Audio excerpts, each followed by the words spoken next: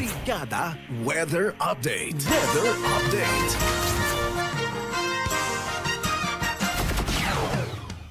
Kabrigada, isang bagyo ang posibleng ma-develop bago matapos ang buwan ng Oktubre.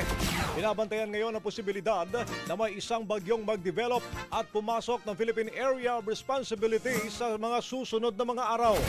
Huling namataan sa may bahagi ho ng Pacific Ocean, pero mababa pa naman ang posibilidad na ito'y mag-landfall.